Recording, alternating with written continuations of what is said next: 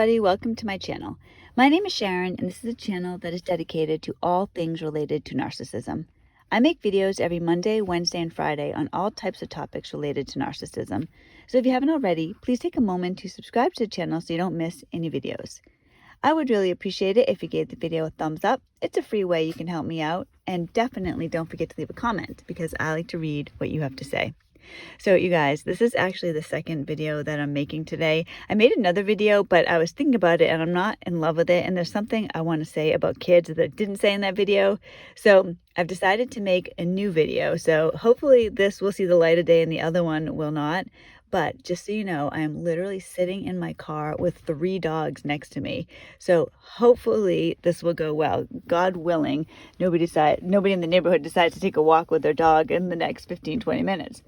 So I'm going to try to just go for it. So the thing in today's video is I want to talk about how when we get involved with a narcissist, our children pay severely.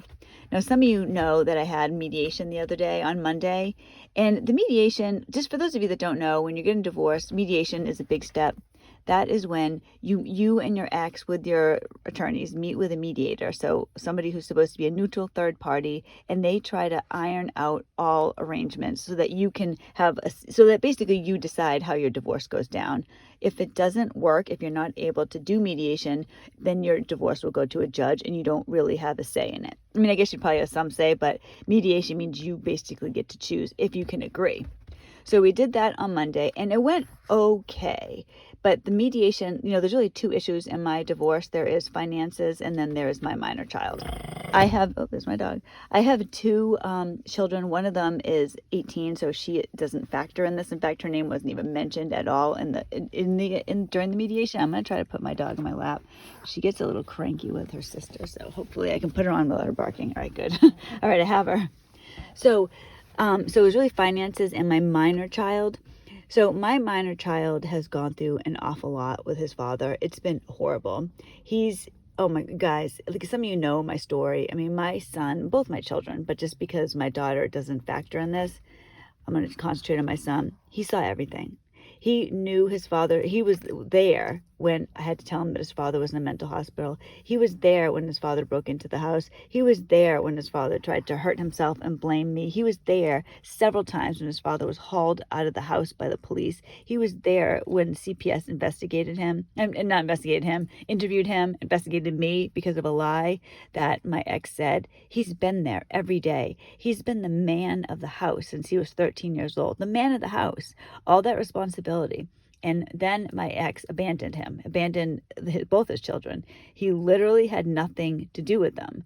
Now, he blames me for this because I told him truthfully that the kids didn't want to see him. When I said that to my ex, that the kids don't want to see you, he just said, screw them, and never spoke to them again. Ignored holidays, birthdays, everything. But apparently this is my fault because I told him the kids didn't want to see him, which was the truth.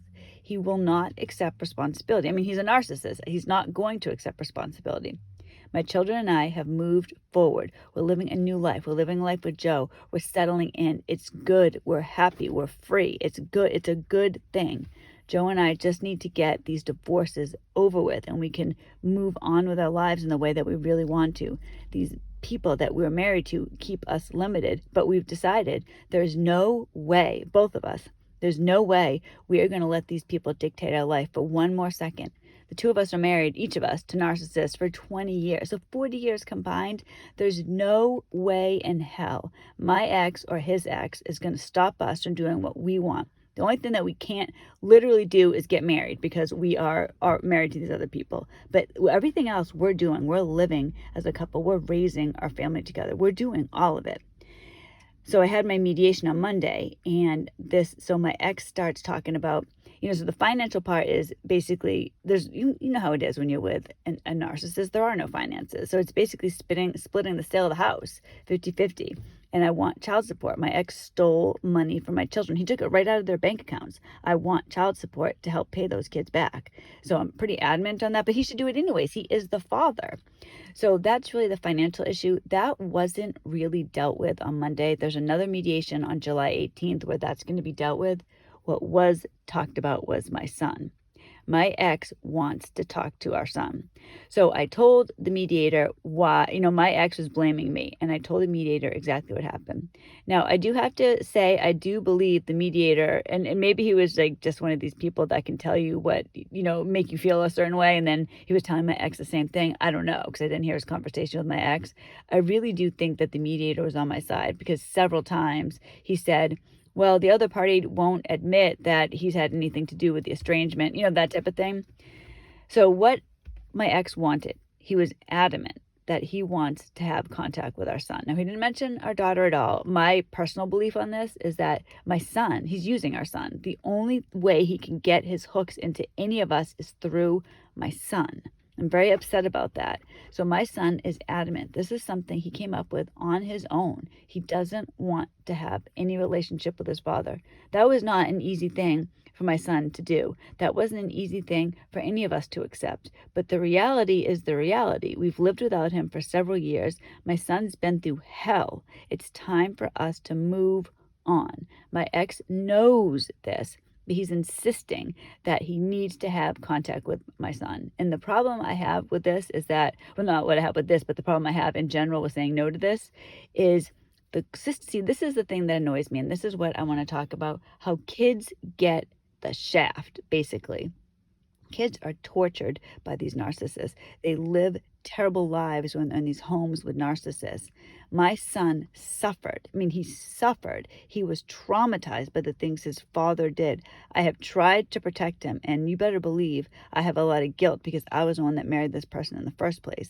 I have done everything I could to move forward with my children, to live a good life, to have them have a good home. And it's been so much better since we moved in with Joe. We have a family. We have a family. We live as a family. My children are thriving. It's so good. And if my kids later decide that they want to have a relationship with their father, that's their business. But when I'm protecting my children, I'm going on what they want. And my son doesn't want a relationship with his father.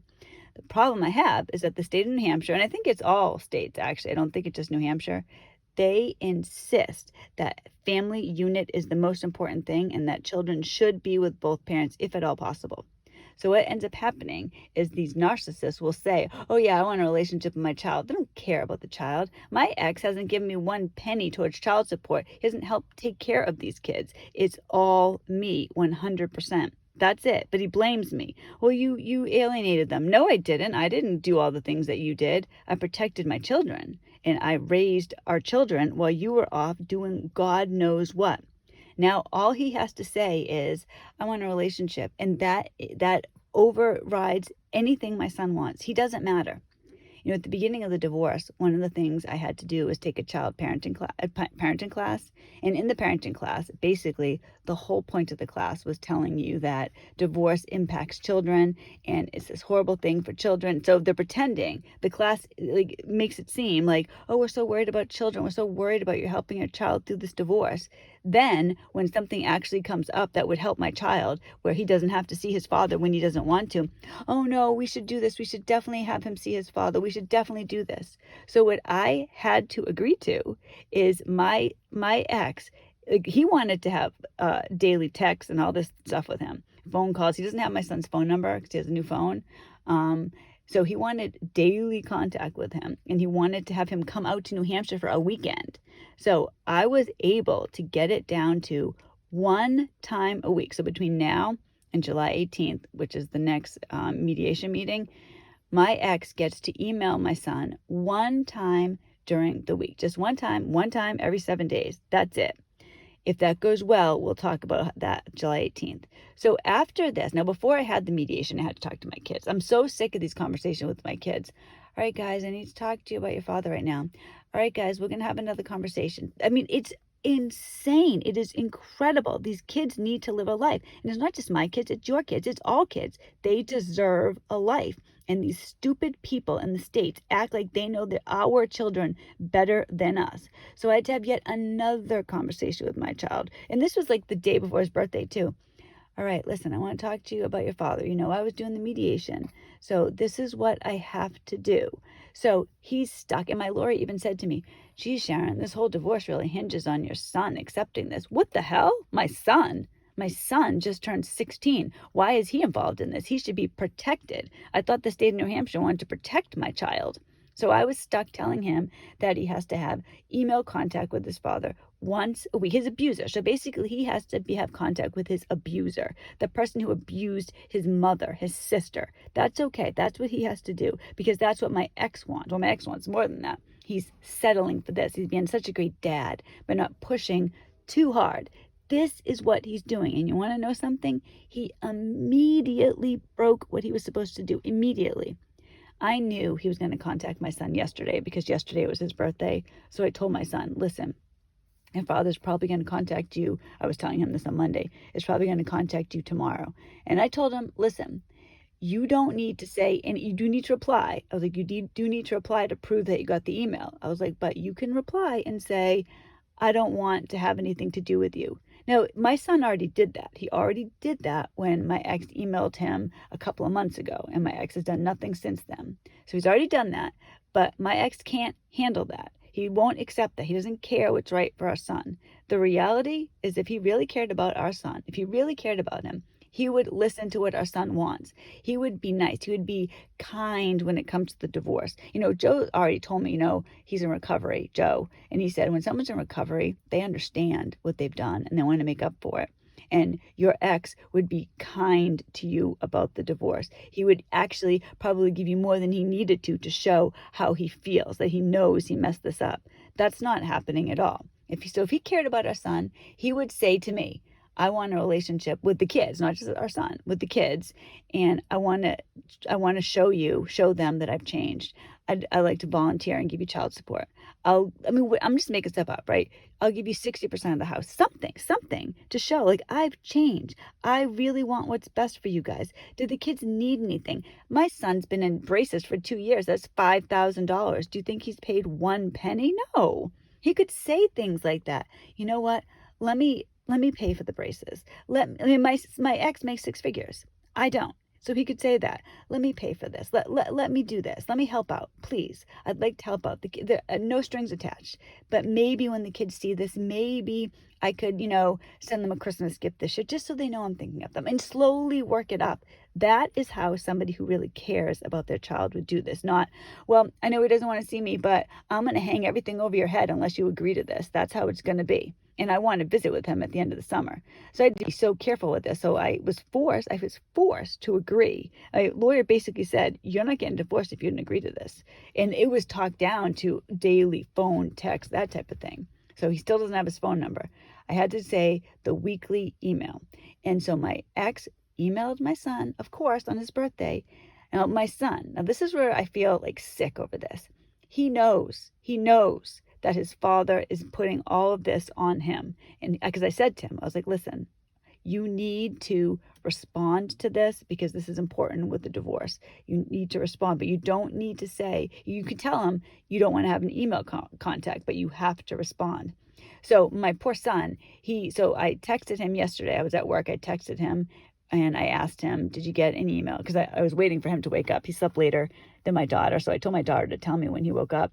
So I texted him, and sure enough, my ex had emailed him. And so I said to him, I was like, listen, I don't need you to tell me exactly what was said, what you said, what he said. I just need to know a general idea because of the divorce. So he said that this is what my ex said to him in the email. Happy birthday. How's the dog? Is he still alive? Some of you may know one of our dogs has cancer. So that's like literally what he said. And my son responded, the dog is still alive. Then my ex, remember, he's supposed to have 1 email a week. He replied to that and said that he was happy that our son responded to the email.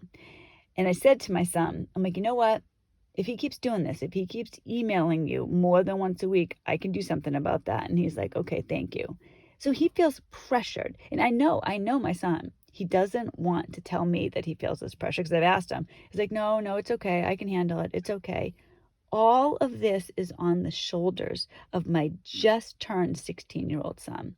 I know that so many of you have dealt with this too. I know it's been worse. I actually know somebody who When she got divorced, this woman was beaten up by her husband. She had to go to the police station to exchange her children, to turn them over to him because he was harassing her so much. I can't even imagine that. So I know for some of you, me talking about weekly email, you're like, please, that's nothing. I get that. I understand that. My point of today's video is to talk how narcissists hurt children to further their agenda. They don't care. And I'm also ticked off at the states that allowed this, the states that have an awful lot to say about your children. But when it comes down to it, they don't care at all. They don't care what's right. They just care that it looks good. Well, I could say anything that I want. I mean, really. So all the narcissist has to do is say, I want a relationship. They don't have to prove that they're actually changed or that they're a healthy person or that it's good for the child to be with the narcissist. No, I just want a relationship. Oh, that's good enough. Perfect. Let's make sure that this happens. Geez, why is this mother being so difficult? Why is she being so difficult? Why doesn't she want her child to have a relationship with his father? Oh, I don't know, because he's been abused by him. Maybe I'm trying to protect him. Maybe I'm the one that's dealt with the PTSD. I'm the one that's had to have all the conversations. I'm the one that literally had to move in the middle of the night. I don't know, maybe that's why. Nobody understands this except for us. I mean, that's real. Part of the reason I have this channel, the reason I even started in the beginning, was to reach out to other people who have experienced this. So I understand this is something that all of us have to deal with. It is an absolute nightmare. So my son is being used basically because of his age. So I will let you know how this carries on. Oh, one thing I should say, my ex did, and this is another typical thing about narcissists, he did agree for the first time to give me child support. So starting next week, he's going to give me 3 payments of $645 for our son because I've allowed this. So basically, he's like, I think he thinks he's paying me off. Well, how can I not accept that when I really need that to take care of my son? He really is embraces it. Really does cost $5,000. My son wants to take driver's ed, but now I almost feel like dirty taking that money. But I am going to take it. My ex stole money from my kids. He stole all their college. He took all of it, every penny. So that's what's going on. So tell me what you think. Let me know. Now, today is I hope not a difficult day. Today's Wednesday. Joe has he has a court case today too, and he got some potentially bad news yesterday related to that. So on Friday, hopefully not bad news, but possibly, on Friday, I will talk to you about what happened with Joe's court case, and hopefully it will be a good video, but be prepared. Joe is really, really upset about this last night, and he's had a hell of a time. I talk about my divorce, my issues. His ex takes the cake times 1,000. Actually, I didn't even tell you guys this. Here's a little side note. She actually showed up at the house recently. I answered the door and his ex was standing there. So that's a little clickbait there for you. That's for another day. But I hope everybody has a wonderful day, and I appreciate all the support. And I guess that's it. I'll see you on Friday. Bye, everybody.